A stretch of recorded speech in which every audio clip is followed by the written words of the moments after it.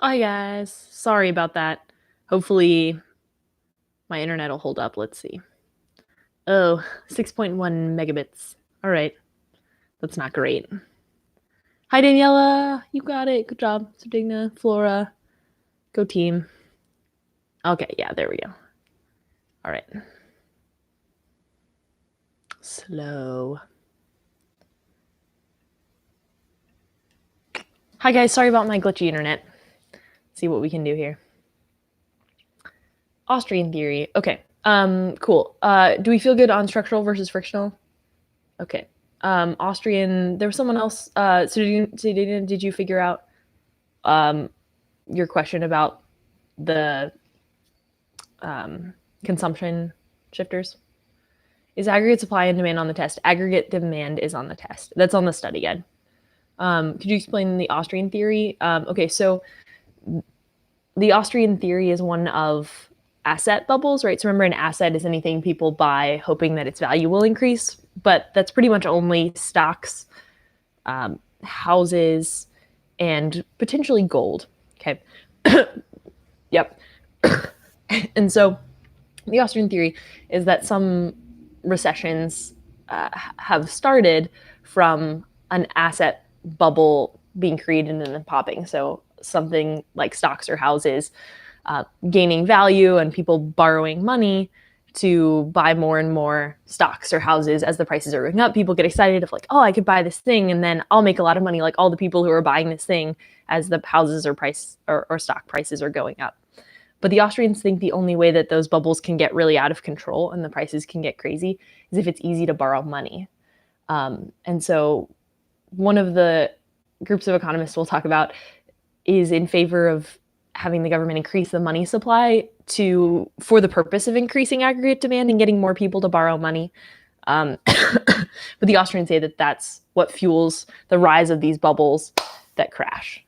So the price goes up and then suddenly falls. So like the Austrians would say that was the beginning of the Great Depression in 1929 and the housing market rise in the 2010s and then its crash, or sorry, in the rise in the 2000s and then crash in 2010, as well as the dot-com bubble prior to 2001. The stock prices of tech companies rose and then it fell suddenly. Okay, what else do you want to know? Poop, poop, poop, poop, poop. Okay. Austrian. Okay, does it make sense, Sudina? Are you good? What are the costs of unexpectedly high inflation? Menu costs, shoe leather costs. No. Lagging. Oh, no.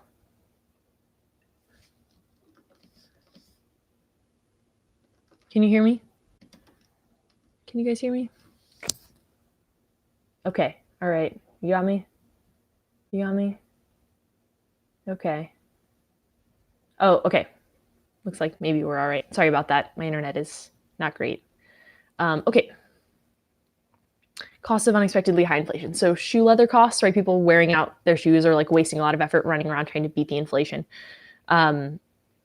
Menu costs. So you have to change the signs and menus and advertisements anytime the prices change. And that's a lot of, again, wasted effort in high inflation situations. Okay. And then we have the distorted prices cost. So the prices being all over the place means that entrepreneurs can't follow the signals of the prices because the prices are sending bad messages. And so companies make the wrong things and consumers can't make good choices about what to buy. And it just wrecks people's choices because prices send an important message, but they can't if the inflation is making the prices go crazy. Then the and then the last one, reduce savings cost, right? So because people aren't saving because savings are losing value in the bank, then the banks don't have any money to lend. And so what that means is people are just consuming all the resources. There are no resources saved for the future, right? So people are just going out and buying anything they can, right? Spend their money as soon as possible before it loses value. And so, here's Gwendo. So if people aren't saving, then that means businesses can't borrow resources to build up capital or new construction. And so then economic growth and productivity is significantly impacted for decades. So that's a really destructive part of high inflation. Okay. Beep, beep, beep, beep, beep. All right. How are we looking? Okay, how many shifters? Do you have to know the fourth business cycle theory? Bastiat, don't worry about the fourth business cycle theory. Everybody else knows it, though, supply side. Can you explain asset bubble? So assets, the goods that people hope will go up in value, like stocks and houses, right? So people buy them mostly because they hope the prices will rise. So stocks, obviously. Houses, though, so a lot of people buy houses to live in them, but some people buy houses for asset value, right? They buy a house hoping that its value will go up. So like for a rental property or a second house.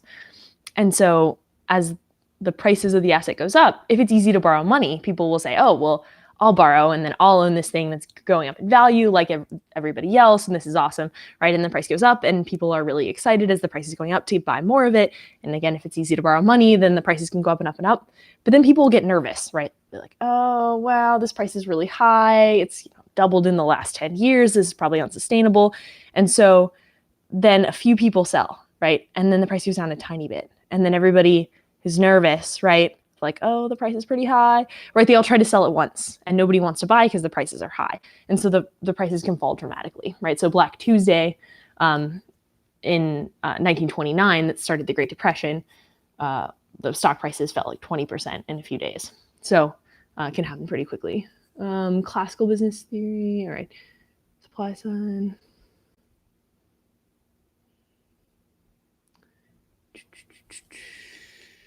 Important things about the business cycle. Oh, wasn't it 4 things? Like business cycles are unpredictable. Economists don't exactly know how they happen, but have lots of theories. People, at any point we have no idea where we are in the business cycle. And business cycles are terrible and they wreck people's plans. And if we could get rid of them, we would.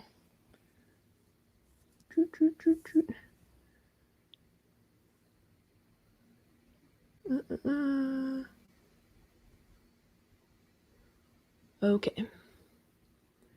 How are we looking, team? Expected inflation. Oh, wow. Okay. Did I miss something? Okay, I do want to do some practice problems with you guys so you can practice with aggregate demand. But let me see if there are any questions I missed. Okay. Classical business cycle theory. It's just the economy falls out of equilibrium sometimes, right? Shocks happen, you get a recession, booms happen, right? But the economy has a mechanism to bring itself back to equilibrium as the prices adjust, right? It just takes time for that adjustment to happen and for things to get back to normal. So you get a recession, the prices fall, but the wages don't fall right away. But eventually the wages adjust to reflect the fall in the price level. And then companies want to hire workers again as the workers take a pay cut and things get back to normal.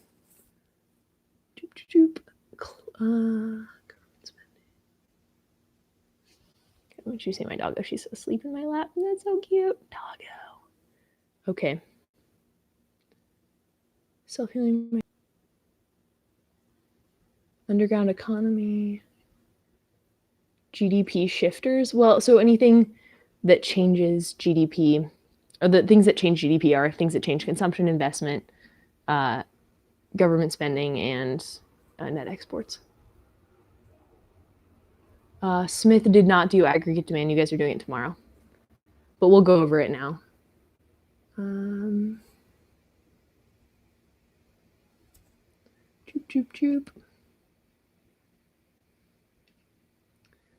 Brokerage account.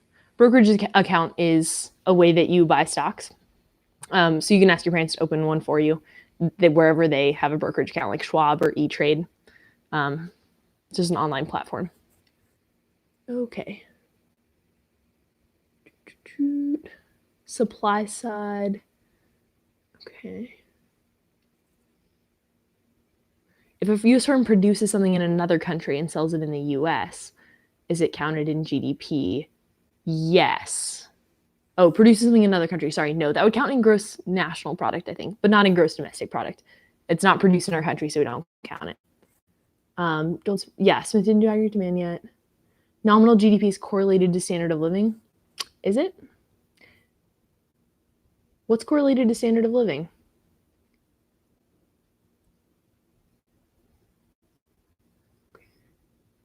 Okay, sorry, I keep jumping and I keep losing my place here.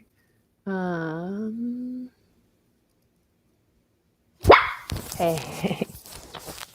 So Digna, yeah, I made note of which shifters we didn't get to, so those won't be on your test. Don't worry about it. Yeah, GDP per capita. Good, that's what's correlated to standard of living. Yeah, the eyes are huge, aren't they? Okay. How many aggregate demand shifters? We'll go through all of them.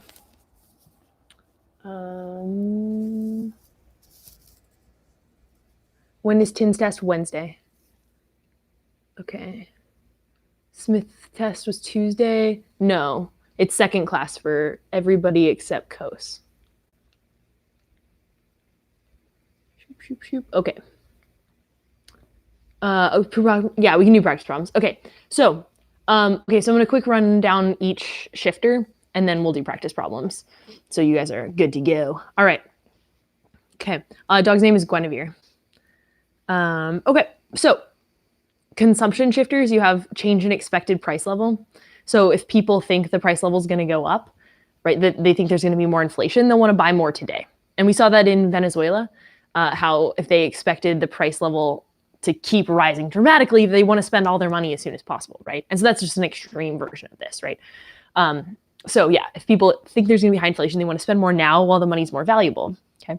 But then if people think the price level is going to go down, then they're going to save their money and not spend it because it'll have more purchasing power in the future. And that's, remember, why the government tries to make a little bit of inflation, like 2% per year, because they don't want deflation to happen because they don't want people to stop spending suddenly. And that would shock and cause a recession. Okay, change in expected business cycle.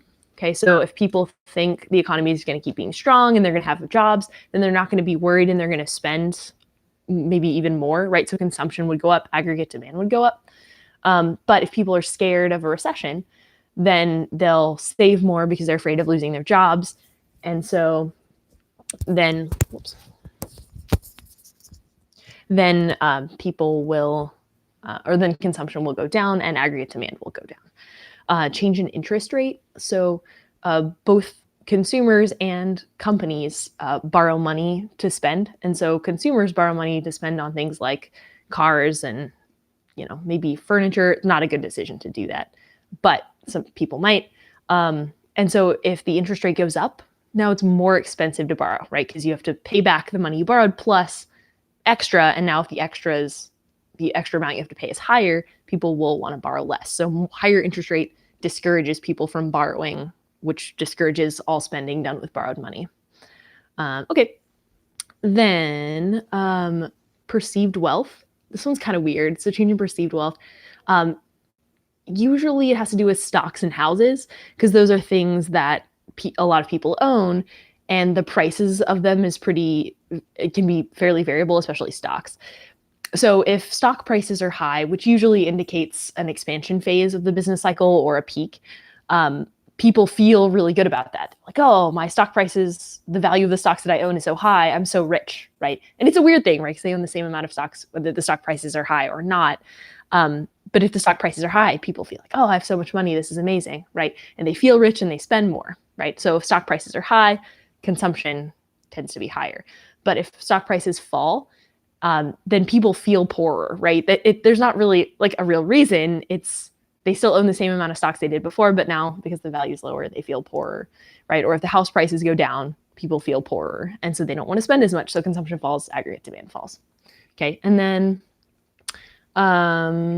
change in disposable income. Okay. So disposable income is income minus taxes, right? Because taxes are the only thing that you can't do anything about. You have to pay your taxes. But everything else, you can decide how to spend your money. You can decide where you want to live, so how much you'll spend on housing. You can decide what you want to eat, so how much you'll spend on food, right? How much you'll spend on clothes and transportation, right? Those are all choices you can make, but you can't decide how much taxes to pay. So disposable income is income minus taxes. So this obviously changes when taxes change. So you'll want to look for taxes like income taxes or taxes on consumers. Okay. And then changes in transfer payments also will count here. So if transfer payments become less generous, then people's disposable income will go down. There'll be less consumption, less aggregate demand. Yeah, we'll do example graphs in a second. I just wanted to run through the shifters. Okay, and then change in debt. So if people take out more loans, then then consumption can go up today, right? Because people are spending money they don't have. But as people are paying back that debt in the future, their consumption will be lower because they're paying for things they already consumed. Okay. All right. And then for investment, expected profitability of investment. So and this is pretty cyclical. So if businesses feel like the economy is going to boom, then they are going to feel good about buying new capital or new construction. So there's going to be more spending on new capital and new construction if businesses feel good about the future. But if businesses are worried about the future, like they're worried about a recession and people not wanting to buy their products, then the companies are going to avoid those big purchases, right? Which means spending on capital and new construction will go down. So there's that. And then, of course, the interest rate, right? Because businesses are spending with borrowed money. And so if the interest rate goes down, it's going to seem a lot more affordable to borrow. So companies are going to expand and buy the new capital and construction